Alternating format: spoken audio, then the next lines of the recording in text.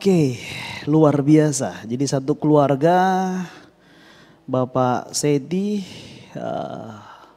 sudah mempersembahkan pujian pada hari ini. Minggu-minggu berikutnya kami berharap akan diisi oleh keluarga-keluarga yang lain.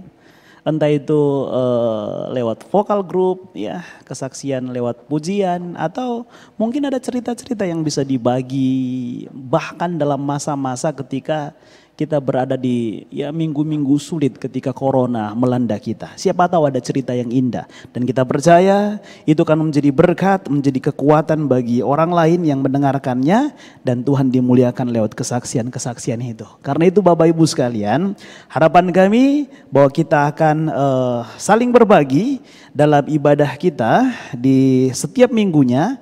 Dan harapan kami Bapak Ibu bisa mengirimkan videonya untuk kita tampilkan di live streaming kita di setiap ibadah kita. Oke. Baik Bapak Ibu sekalian, saya mengajak kita melihat bagian firman Tuhan dari Yohanes, Injil Yohanes untuk pasal yang ke-21, untuk ayat yang pertama sampai dengan ayatnya yang ke-14. Jadi dalam masa-masa corona ini kita juga tidak bisa melupakan dan mengabaikan bahwa kita berada di tema-tema penting gerejawi. Dan sedikit lagi kita berada pada momen penting yakni kenaikan Kristus di surga. Nah, dalam masa persiapan kenaikan Kristus ke surga, saya mengajak kita melihat bagian firman Tuhan dari Injil Yohanes 21 ayat yang pertama sampai dengan ayatnya yang ke-14. Bapak Ibu bisa memperhatikan Alkitabnya dan saya akan membacakan bagi kita sekalian pada saat ini. Firman Tuhan berbunyi demikian. Nah, tampil ya, nanti Om yang tampilkan. Oh ya, sip, oke. Bisa pada slide ditemukan ayat-ayat ini. Ayat yang pertama sampai dengan ayatnya yang ke-14, firman Tuhan berbunyi demikian. Kemudian Yesus menampakkan diri lagi kepada murid-muridnya di pantai Danau Tiberias. Di pantai itu berkumpul Simon Petrus, Thomas yang disebut Didimus, Nathanael dari Kana yang di Galilea, anak-anak Zebedeus, dan dua orang muridnya yang lain. Kata Simon Petrus kepada mereka, "Aku pergi menangkap ikan." Kata mereka kepadanya, "Kami pergi juga dengan engkau." Mereka berangkat lalu naik ke perahu, tetapi malam itu mereka tidak mendapat menangkap apa-apa. Ketika hari mulai siang, Yesus berdiri di pantai, akan tetapi murid-murid itu tidak tahu bahwa itu adalah Yesus. Kata Yesus kepada mereka, "Hai anak-anak, adakah kamu mempunyai lauk pauk?" Jawab mereka, "Tidak ada." Maka kata Yesus kepada mereka, "Tebarkanlah jalamu ke sebelah kanan perahu, maka akan kamu peroleh." Lalu mereka menebarkannya dan mereka tidak dapat menariknya lagi karena banyaknya ikan. Maka murid yang dikasihi Yesus itu berkata kepada Petrus, "Itu Tuhan." Ketika Petrus mendengar bahwa itu adalah Tuhan, maka ia mengenakan pakaiannya sebab ia tidak berpakaian, lalu terjun ke dalam danau. Murid-murid yang lain datang dengan perahu karena mereka tidak jauh dari darat, hanya kira-kira 200 hasta saja, dan mereka menghela jala yang penuh ikan itu. Ketika mereka tiba di darat, mereka melihat api arang dan di atasnya ikan dan roti. Kata Yesus kepada mereka, "Bawalah beberapa ikan yang baru kamu tangkap itu." Simon Petrus naik ke perahu lalu menghela jala itu ke darat. Penuh ikan-ikan besar, 153 ekor banyaknya. Dan sungguh pun sebanyak itu, jala itu tidak koyak. Kata Yesus kepada mereka, "Marilah dan sarapanlah." tidak ada di antara murid-murid itu yang berani bertanya kepadanya, "Siapakah engkau?" Sebab mereka tahu bahwa ia adalah Tuhan. Yesus maju di depan. Yesus maju ke depan, mengambil roti dan memberikannya kepada mereka. Demikian juga ikan itu. Itulah ketiga kalinya Yesus menampakkan diri kepada murid-muridnya sesudah ia bangkit dari antara orang mati. Amin. Sampai sedemikian jauh pembacaan kita pada hari ini. Satu topik renungan yang akan menjadi konsentrasi pembahasan kita, yakni pembenahan sebelum Kristus naik ke surga. Jadi ini berada dalam satu situasi penting. Jadi dalam waktu yang tidak lama lagi kita berada pada momentum penting, peristiwa penting, yakni naiknya Kristus ke surga. Ini juga menjadi satu rangkaian dari tanggung jawab yang Kristus, yang Yesus harus kerjakan ketika ia datang ke dunia ini. Jadi ia lahir itu berkat yang luar biasa. Dia mati itu juga berkat yang luar biasa. Dan ketika ia mati, ia perlu bangkit. Itu juga menjadi misi yang sangat luar biasa untuk membuktikan kualitas pengorbanannya. Dan ia perlu naik ke surga karena dari sana ia berasal, dari sana ia datang. Ketika ia pergi, Roh Kudus akan turun untuk berdiam di antara umat Tuhan yang percaya kepadanya. Kita dimungkinkan bertahan karena ada Roh Kudus yang diam di hati kita, yang diam di antara kita, yang menolong kita untuk menjalani kehidupan beriman kita kepada Tuhan. Nah, rangkaian-rangkaian itu, dan salah satu hal penting yang perlu kita perhatikan bersama bahwa Kristus akan naik ke surga. Tetapi sebelum ia naik ke surga, ada hal-hal penting yang ternyata perlu untuk diselesaikan, perlu untuk dibenahi, perlu untuk diperbaiki kembali. Saya melihat pesan nas ini sangat sederhana, tetapi justru luar biasa. Untuk menjadi alat koreksi bagi kita, untuk menjadi alat koreksi bagi siapapun dalam pengiringannya untuk percaya kepada Tuhan. Kenapa saya bilang ini menjadi alat koreksi? Karena kehidupan para murid menjadi gambaran yang sebenarnya tidak jauh berbeda dengan keadaan kita di masa-masa sekarang ini. Kalau para murid jatuh, itu mungkin saja terjadi kepada kita di masa sekarang.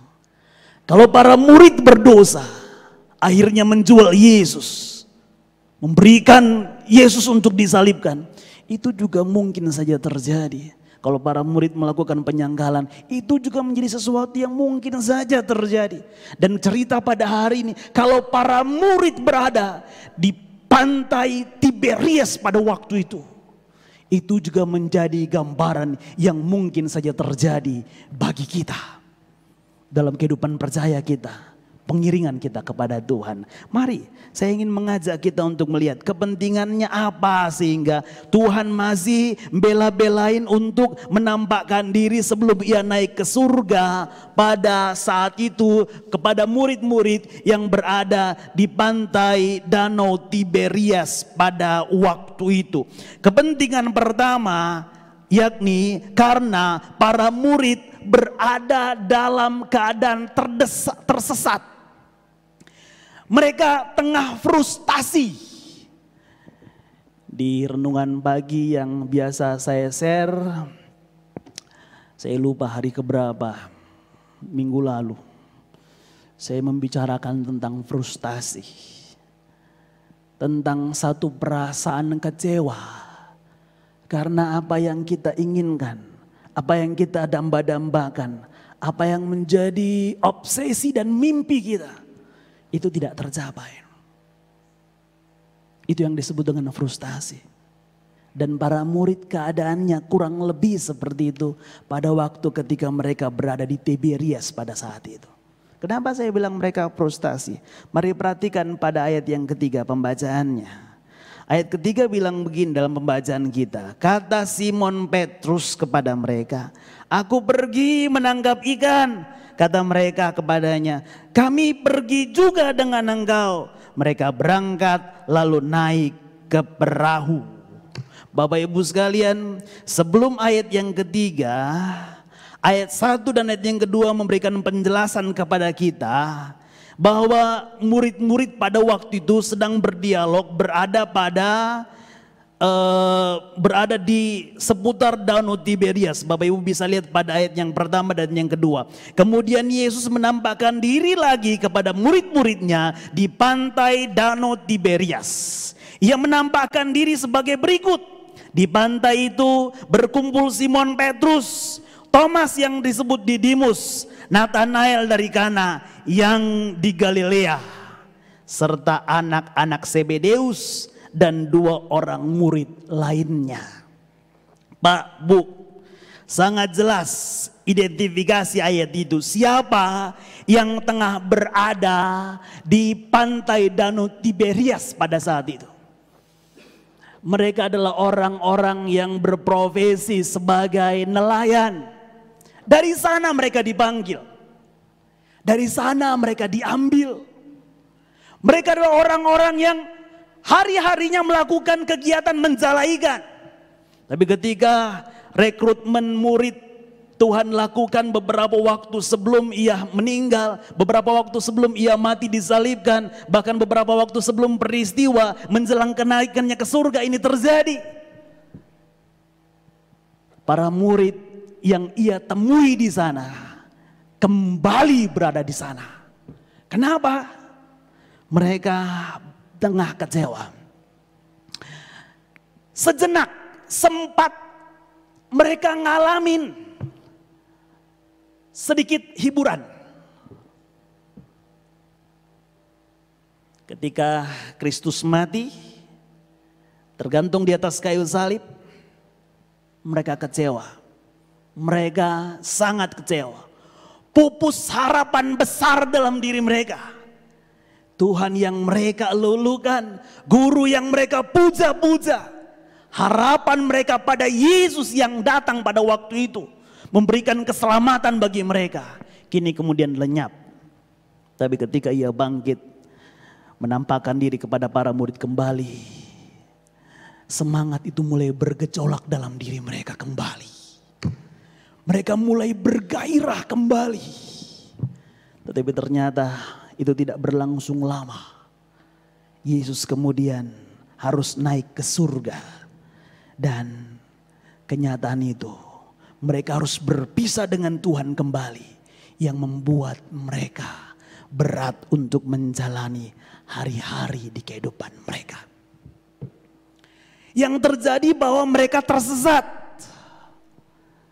Fokus mereka tadinya, mereka dipanggil dari penjala manusia, dari penjala ikan menjadi penjala manusia, itu fokusnya. Mereka dialihkan dari profesi sebagai nelayan untuk menjadi pekerja di ladang Tuhan. Tujuan itu, untuk peruntukan itu mereka dipanggil. Tetapi fokus mereka kemudian mulai berubah. Karena keadaan murid yang labil. Karena keadaan murid yang mudah terpengaruh. Ayat ini jelas memberikan kepada kita petunjuk penting. Dimulai dari satu orang yang punya ide. Dimulai dari satu orang yang berinisiatif untuk, masa kita gak ada kerjaan? Udahlah, boring, bosan dalam keadaan seperti ini. Apalagi kita sekarang, anjuran pemerintah kita harus tetap berada di rumah. Bayangkan. Sudah berada sekitar 2 bulanan kita menjalani masa-masa ini. Ya, saya percaya semua kita sepakat. Ketika ditanya apa perasaan kita? Bosan. Semua jawabannya sama. Apa perasaan kita? Mereka bilang kami pengen sekolah. Anak-anak kita bilang begitu. Ibu-ibu, waduh kami pengen nongki-nongki lagi begitu, kami pengen ngumpul-ngumpul lagi. Sekarang gak bisa. Para murid ketika itu mereka bengong, tahu mau ngapain mereka gak ngerti. Akhirnya Petrus bilang, udah deh saya cabut ya, mau pergi. Mau kemana? Mancing. Mau kemana? Jala ikan. Mau kemana? Mau melaut. Bosen tahu kondisinya begini. Lalu para murid yang lain bilang apa? Ikut dong. Oh saya juga mau. Saya juga dong. Masih bisa enggak saya ikut? Ayo. Mereka kemudian rame-rame pergi. Ini yang saya bilang dengan labil. Ini yang saya bilang mereka tidak fokus lagi. Mereka mudah kena pengaruh. Dalam situasi rentan ini menggambarkan keadaan diri mereka yang sebenarnya sangat rapuh. Bayangkan, hanya untuk sebuah ajakan yang hanya sekedar isi kegiatan, hanya sekedar isi waktu begitu. Mereka respon waktu itu, mereka respon ajakan itu, mereka respon akan ide itu. Akhirnya mereka bersama-sama pergi untuk kembali menjadi seorang nelayan yang melaut di danau Tiberias pada waktu itu.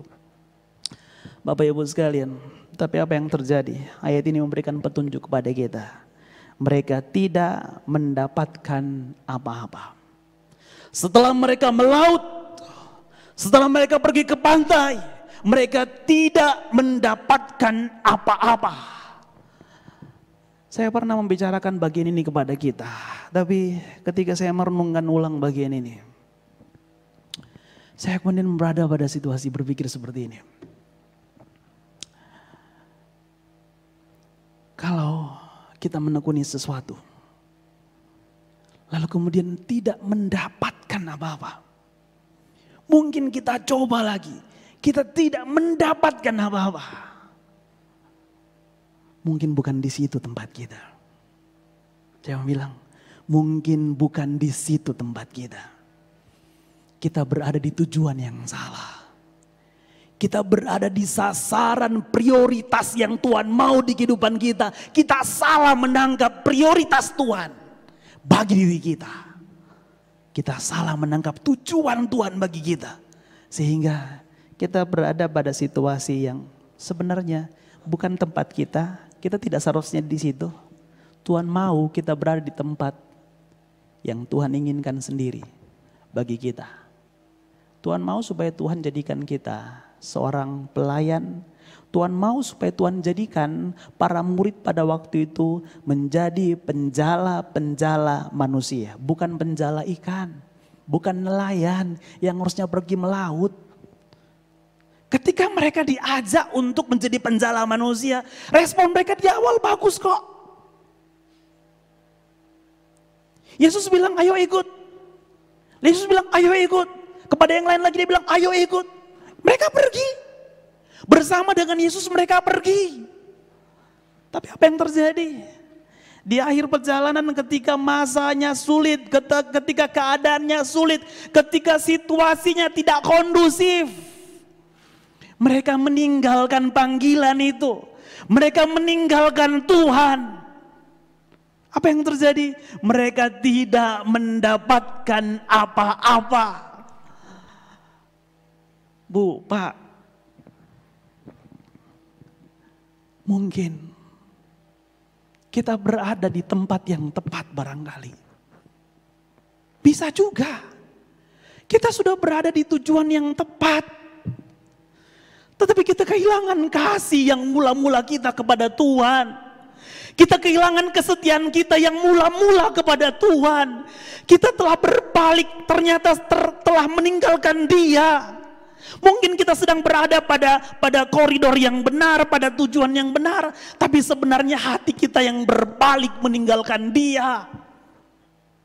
Hanya karena persoalan kita menjalani masa-masa sulit. Hanya karena kesukaran yang kemudian mengalihkan perhatian dan tujuan kehidupan kita. Karena itu Bapak Ibu sekalian, di masa-masa pandemi ini, saya ingin mengajak kita untuk mari merenungkan panggilan Tuhan bagi diri kita. Merenungkan panggilan Tuhan bagi diri kita. Bahwa Tuhan panggil kita untuk menjadi anaknya.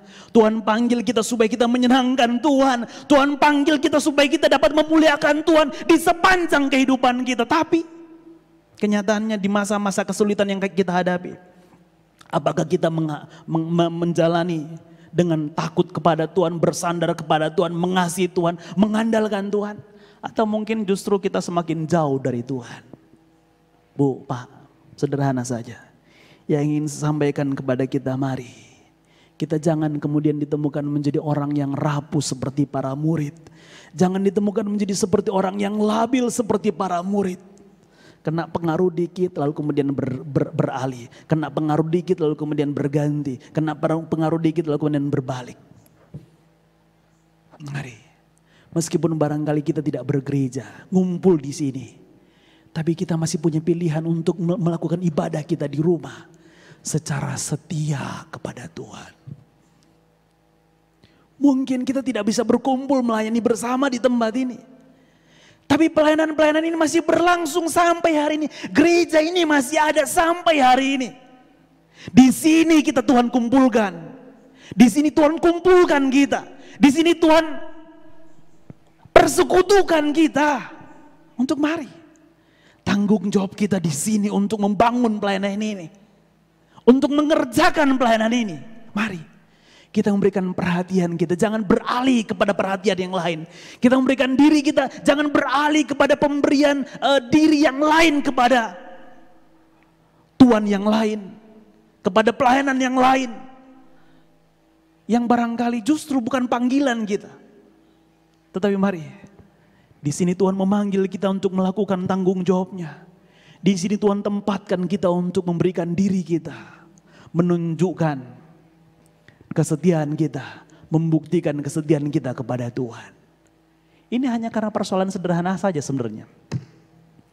Tuhan izinkan ia ganti medianya. Ini media ya. Gereja ini medianya, sarananya. Ia ganti sarananya sehingga situasinya berubah. Ia ganti sarananya sehingga keadaannya berubah. Tapi apakah Tuhannya berubah? Konsentrasi pelayanannya berubah? Harusnya tidak. Harusnya tidak. Kita masih dalam kebersamaan dan persekutuan yang solid harusnya. Karena itu mari, di sini kita memberikan diri kita, perhatian kita, energi kita, hidup kita untuk dapat menjadi berkat satu dengan yang lainnya. Meskipun barangkali kita terbatas secara fisik untuk bertemu, tapi interaksinya masih dimungkinkan untuk dapat say hello, bertelepon, saling sapa, masih mungkin. Atau jangan-jangan kita sudah saling cuek satu dengan yang lainnya, tidak ada lagi komunikasi satu dengan yang lainnya. Jangan-jangan seperti itu. Karena itu hari ini saya mau menyampaikan pesan sederhana kepada kita. Di masa-masa persiapan menjelang Yesus naik ke surga, tentu dalam situasi mental para murid yang terpuruk ini, bukan kebetulan ketika kita berada dalam keadaan yang sama. Kita menghadapi masa-masa berat di kehidupan kita, tapi mari jangan bergeser dari fokus pelayanan kita. Jangan bergeser dari sentral pelayanan kita. Tuhan taruh kita pada tempat yang tepat menurut Dia. Untuk mari kita melakukan pelayanan kita di dalam pertolongan Tuhan untuk menjadi berkat efektif dan luar biasa di tangannya, demi mendapatkan hasil pelayanan yang dapat memberkati banyak orang dan menyenangkan serta menyukakan Tuhan. Hal yang kedua, hal terakhir yang perlu saya bicarakan kepada kita pada saat ini. Mengapa Yesus perlu menambahkan diri kepada para murid yang berada di pantai Danau Tiberias pada waktu itu? Pembenahan apa yang Tuhan mau kerjakan dan lakukan di antara para murid ketika itu sehingga dibela-belain oleh Tuhan Yesus untuk menambahkan diri sebelum ia naik ke surga? Hal kedua, hal terakhir yang perlu saya sampaikan kepada kita, yakni untuk meyakinkan ulang para murid tadi. Jadi para murid seperti yang tadi saya bicarakan sedang frustasi dan tersesat. Dia tidak datang untuk nengok, Untuk mastiin, oh ya keadaannya seperti itu ya. Tidak hanya sekedar sampai di situ saja. Tapi ketika Tuhan datang di antara mereka, memastikan keadaan mereka. Hal kedua yang perlu dia pastikan adalah supaya para murid dapat diyakinkan kembali, teguh kembali, kuat kembali. Dan concern kembali pada panggilan pelayanan yang telah Tuhan alamatkan kepada mereka. Jadi persoalan seriusnya adalah para murid ketika itu ternyata tidak mengenali lagi Tuhan Yesus. Perhatikan pada ayat yang keempat. Ayat 4 bilang begini, ketika hari mulai siang, Yesus berdiri di pantai, akan tetapi murid-murid itu tidak tahu atau tidak mengenali bahwa itu adalah Yesus. Kata Yesus kepada mereka, hai anak-anak, adakah kamu mempunyai lauk pauk? Bapak Ibu sekalian, itu keadaannya. Bahwa para murid, next Pak. Bahwa para murid, slide-nya. Bahwa para murid berada pada persoalan serius. Kembali. Yakni mereka tidak mengenali Tuhan Yesus. Ada satu gambar unik yang saya dapat, dan itu saya pernah diperhadapkan ketika tes SIM ya, kali pertama. Jadi membaca gambar yang buram, ya, yang warna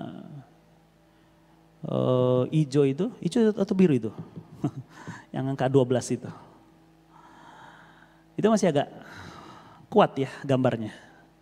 Tapi ke yang agak blur antara hitam perpaduan abu-abu. Tahu, mata yang lain masih awas enggak? Bisa melihat dan memperhatikan. Itu sebenarnya angka berapa begitu. Ya, kalau mata saya melihat itu angka 42. Ya, semoga tampilannya di sini ya betul-betul cukup jujur untuk nunjukin bahwa itu 42 kepada saya. Entah kepada Bapak Ibu, membacanya dengan angka berapa begitu. Memang agak buram. Nah, situasi para murid ketika itu, mereka tidak mengenali siapa yang berbicara kepada mereka. Mereka tidak mengenali guru mereka yang datang di tepi sungai, di tepi danau Tiberias pada waktu itu, dan teriak kepada mereka, bilang kepada mereka, "Hai anak, adakah kamu mempunyai lauk pauk?" Mereka bilang mereka tidak punya. Mereka sudah melaut semalam-malaman. Mereka nggak dapat. Nggak punya. Persoalannya, para murid tidak mengenali siapa yang datang ketika itu. Tujuan penting yang Tuhan mau sampaikan kepada mereka. Tujuan Tuhan yang Tuhan mau kerjakan di antara para murid pada waktu itu adalah memulihkan pengenalan itu kembali. Supaya para murid ngeh, supaya para murid nyadar bahwa yang datang menghampiri mereka adalah Tuhan Yesus, guru mereka yang berkuasa atas kehidupan mereka, yang berdaulat atas kehidupan mereka. Ini hal menarik. Mereka berjalan bersama dengan guru mereka, duduk, tidur, makan bersama dengan guru mereka 3,5 tahun. Tapi ternyata hanya untuk waktu yang tidak terlalu lama mereka berpisah. Mereka tidak kenali lagi siapa guru mereka. Ada satu penjelasan terus Om pada slide berikutnya. Saya mau tunjukin ke kita. Terus, oke. Ini penjelasannya. Dalam pembacaan kita di ayat yang keempat, ya, pada saat ini, itu memberikan kepada kita petunjuk begini. Ketika hari mulai siang,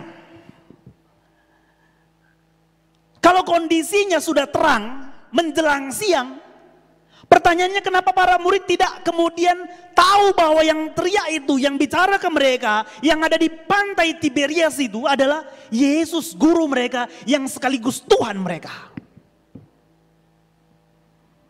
Agak menolong kalau kita melihat versi terjemahan Alkitab lain seperti King James Version atau NIV. Itu memberikan kepada kita terjemahan dengan bunyi seperti ini. Tetapi ketika pagi datang, atau NIV bilang begini, pagi-pagi sekali. Itu berarti dua nas ini, dua teks ini, yang kalau kita coba selami, akan bersepakat dalam satu pesan bahwa kondisinya pada saat itu belum cukup terang. Ya bisa saja, masih remang-remang, masih samar nampak oleh mata. Kalau jaraknya ya pada waktu itu 200 hasta ya. Itu mungkin kurang lebih sekitar 90 meter. Ya. 9.000 cm. 90.000, 9.000. Ya, sekitar gitu. Jaraknya, karena satu hasta itu 45 cm. Kalau kita konversi ke senti. Ya tinggal kali 200.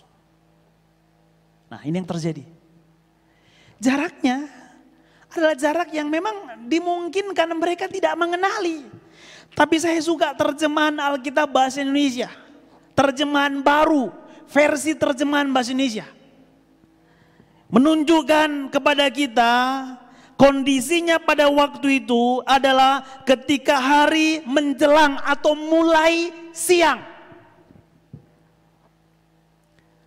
Harusnya ini kondisi di mana tidak ada lagi kesempatan di mana murid bisa berkelit, di mana murid bisa bersembunyi. Oh iya, masih gelap sih. Nyawa kami belum terkumpul. Coba bayangkan kami begadang semalaman, jadi mata kami tidak terlalu awas untuk melihat begitu.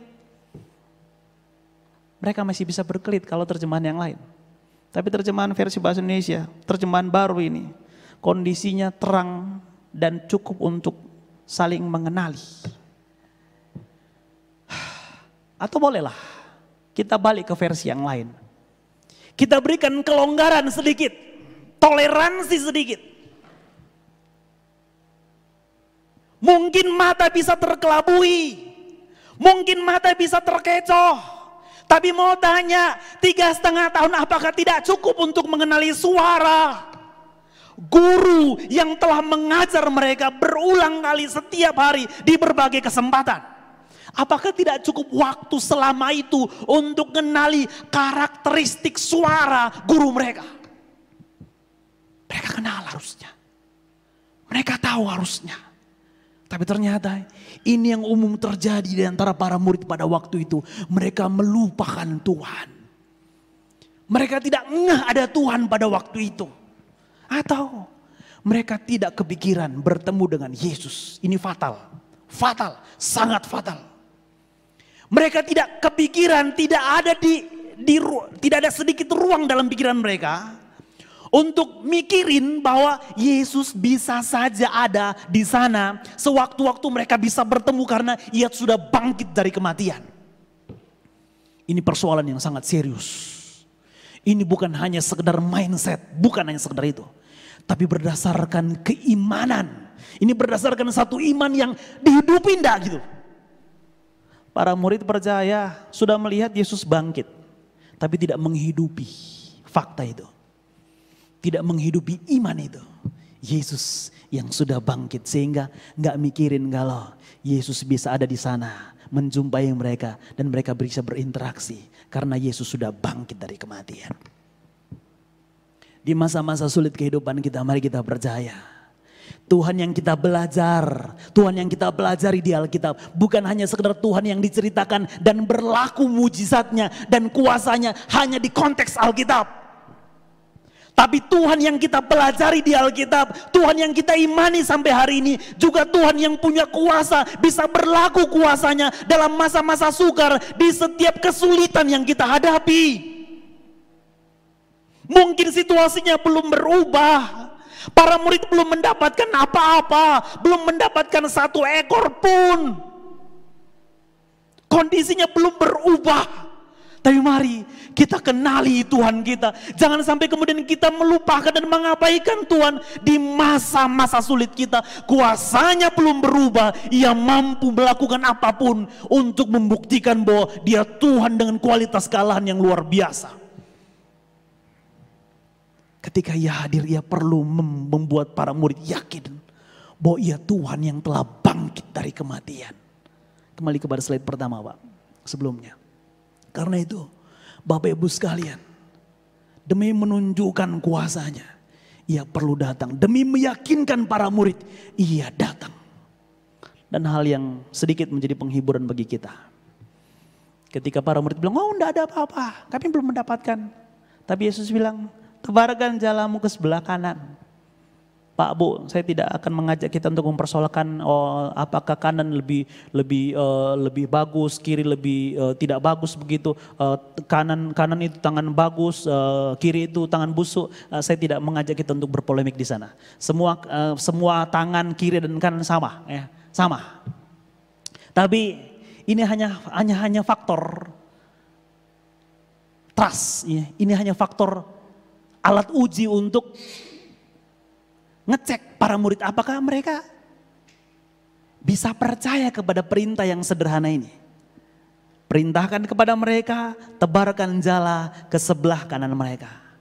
Coba bayangkan, mereka adalah profesional, para nelayan profesional yang sudah cukup berpengalaman makan asam garam, berada di danau, di perairan untuk nangkap ikan. Mereka adalah pekerjaannya nelayan, hari-harinya nelayan. Satu malaman mereka menangkap ikan tapi tidak mendapatkan apa-apa. Giliran mau sandar di daratan, perintah datang kepada mereka, tebarkan jalamu di sebelah kanan perahumu. Mereka masih mempersoalkan perintah itu, enggak ternyata. Lalu kemudian mereka menebarkan jala mereka, kata Alkitab. Mereka tidak bilang, tunggu dulu bos. Ijazah saya sudah master, doktor. Di profesi saya adalah orang yang ahli. Mereka tidak ngajak Yesus berdebat pada waktu itu. Walaupun dia belum kenali siapa yang bicara kepada mereka. Mereka masih bisa terima saran, masih bisa terima masukan, ide untuk nebar jala ke samping.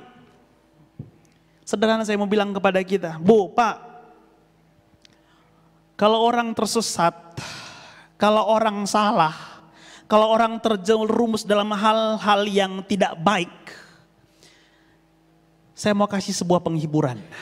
Kalau Bapak Ibu atau pernah lihat orang berada dalam kondisi seperti itu, tapi ternyata dia masih mau dengar saran, dia masih mau terima masukan, masih mau mendengarkan ajaran, harapan sembuhnya masih ada, harapan sembuhnya masih ada. Tetapi kalau mereka sudah berada di sana, terjerumus dalam hal-hal yang tidak baik, lalu mereka sudah menutup telinganya, tidak mau mendengar siapapun, tidak mau mendengarkan ajakan, ajaran, bimbingan siapapun, termasuk ajaran pendeta. Itu. Harapannya sudah sangat kecil. Tetapi dalam ketersesatan para murid ketika itu, mereka masih punya harapan besar karena mereka masih mau mendengarkan perintah itu, menerima masukan itu, dan melakukan perintah itu untuk menebarkan jalahnya ke samping kanan perahu mereka. Dan hal menarik bagi saya, yang peka itu justru hanya Yohanes ternyata. Ketika mereka nebar jala ke samping kanan, lalu mereka mulai tarik jala itu dan ternyata agak berat, mulai berat dan semakin berat. Lalu mulai keriapan ikan dari bawah. Dia melihat, wow, ikannya ada gitu, bahkan banyak. Yohanes kemudian sadar, dia anak Zebedeus yang disebut dalam istilah ini. Memang ternyata tidak disebutkan namanya, tetapi ada petunjuk penting bahwa murid yang dikasih, ya tidak lain adalah Yohanes. Yang nyadar itu adalah Yohanes. Ketika melihat mujizat itu, dia sadar, wow, ini Tuhan. Mujizat seperti ini pernah, kuasa seperti ini pernah. Saya tahu betul kuasa ini, saya kenal betul kuasa ini. Ini kuasa yang spektakuler, kuasa yang luar biasa. Kuasa yang luar biasa. Dia nyadar itu, lalu dia bilang, itu Tuhan, itu Yesus. Hal menarik, yang respon siapa? Yang respon Petrus. Ayat ini bilang, Petrus kemudian mulai berpakaian, lalu terjun ke danau dan berlari berenang untuk menjumpai Yesus yang berada di daratan pada waktu itu.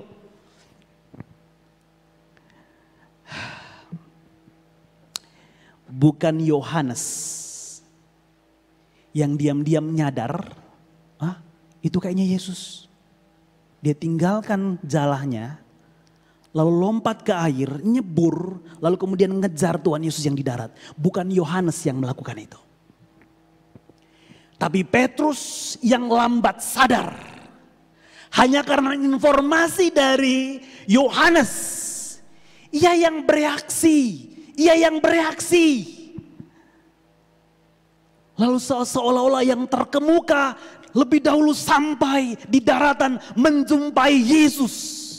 Sebagai orang yang pertama bertemu dengan Yesus pada waktu peristiwa mujizat ikan 153 ekor itu. Pelajarannya apa? Saya cuma mau mengajak kita untuk memperhatikan dua pribadi ini.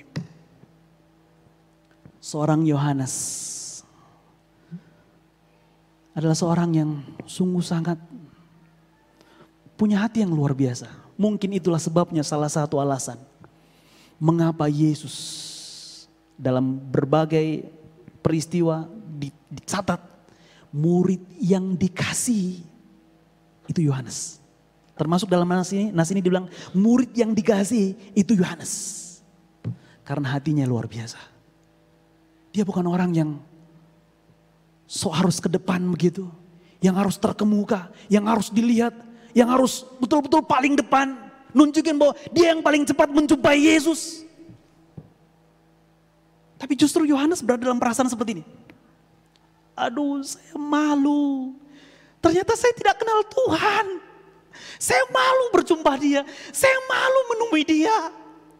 Dia sedari tadi berada di daratan sana. Bilang ke kita, ajak bicara kita. Tapi kita tidak nyadar itu Tuhan. Dia hanya bilang.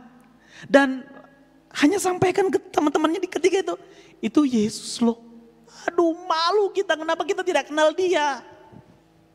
Saya coba gambarkan situasinya seperti itu kepada kita. Yohanes berada dalam satu kemasan perasaan yang luar biasa menurut saya. Dia punya bukan hanya sekedar kepekaan. Tapi ini yang orang Jawa bilang rumongso, ya, kemampuan merasa malu. Berada pada situasi jauh dari Tuhan, tidak mengenal Tuhan, tidak mengetahui Tuhan. Justru bukan kesempatan di mana dia nunjukin bahwa oh ya saya yang paling pertama untuk bertemu dengan Tuhan dan peluk Tuhan. Tapi artinya bilang yang dikasihi Tuhan justru Yohanes. Murid yang dikasihi Tuhan, murid yang disebut sebagai orang yang dikasihi Tuhan, Yohanes. Punya hati yang lembut. Yohanes punya hati yang tidak kemudian meledak-ledak dan berusaha untuk mencari segala kesempatan lebih menonjol dari yang lain. Tapi justru Yohanes berada pada satu keadaan perasaan di mana ia betul-betul tidak mau ngalamin kondisi ini. Bertemu Tuhan tapi tidak mengenal Tuhan. Berjumpa dengan Tuhan tapi tidak mengenal Tuhan. Berbicara dengan Tuhan tapi tidak mengenali Tuhan. Hal yang luar biasa Yohanes tunjukin kepada kita. Ini menjadi sesuatu yang perlu untuk kita ketahui bersama. Dan kita hidupi bersama. Mari. Ketika masa-masa sulit, ketika Tuhan menampakkan diri kepada para murid saat itu. Dan juga pada saat ini, mari kita belajar untuk mengenali suara Tuhan. Peka kepada perintah Tuhan. Untuk nunjukin hidup kita yang setia. Karena kita punya Tuhan yang betul-betul luar biasa, peduli dan memperhatikan kehidupan kita sehingga kita dapat merasakan Tuhan yang kuasa, Tuhan yang telah bangkit dari segala persoalan berat termasuk perihal kematian. Mari kita lihat terus. Hal yang berikut bahwa bukan hanya sekedar bukan hanya sekedar persoalan itu yang nunjukin bahwa Tuhan itu luar biasa kepada para murid, begitu perhatian kepada murid untuk melakukan sesuatu yang betul-betul penting kepada para murid. Hal yang berikut kebenaran yang perlu kita catat adalah, kembali kepada yang tadi, para murid ngalamin satu mujizat, diizinkan nangkap ikan dengan jumlah yang banyak. Sebanyak 153 ekor dengan sebuah catatan penting, jala mereka tidak terkoyak. Itu catatannya. Kebetulankah penegasan itu jalanya tidak terkoyak? Saya yakin tidak kebetulan.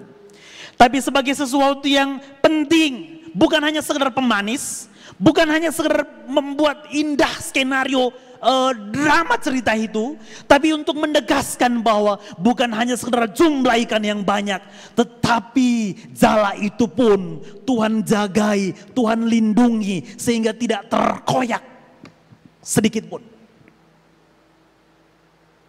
Bu, Pak, terlalu mudah bagi Tuhan menjagai jala untuk tidak koyak.